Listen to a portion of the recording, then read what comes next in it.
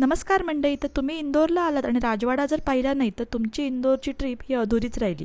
तर आम्ही संध्याकाळच्या वेळी येऊन पोचलो होतो राजवाड्याला आणि इथे तिकीट घर होतं. तिकडे आम्ही तिकीट घेतलं आणि त्यानंतर ही भव्य दिव्य वास्तू बघायला सुरुवात केली. मराठा, मुघल आणि फ्रेंच शैलीचा उत्तम संगम आपल्याला इथे बघायला मिळतो. 18व्या शतकात होळकर राजवंशांनी उभारलेली ही 7 मजली वास्तू देखील अगदी तितक्याच दिमाखात अजूनही उभी आहे.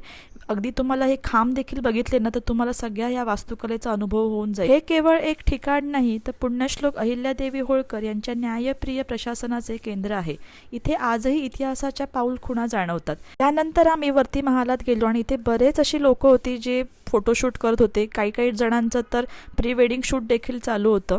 तर असे भव्य दिव्य ही वास्तू आहे आणि खरंच इथे आल्यावर ना खूप छान थंड वाटतं. इथलं जे स्टोन यूज केलेले आहेत त्याच्यामुळे इथली वास्तू ही आपला थंडावा जाणवते. त्यानंतर इथे लाईट अँड म्युझिक शो देखील होता जो बघण्यासारखा आहे. खरंच या लाईट अँड साऊंड शोचा टायमिंग हा 6:30 ते 7:15 आहे. तर तुमचा इंदोरमधला आवडता स्पॉट कोणता आहे नक्की कमेंटमध्ये मला कळवा आणि व्हिडिओ आवडला असेल तर लाईक करायला विसरू नका. Follow me on Instagram. Bye.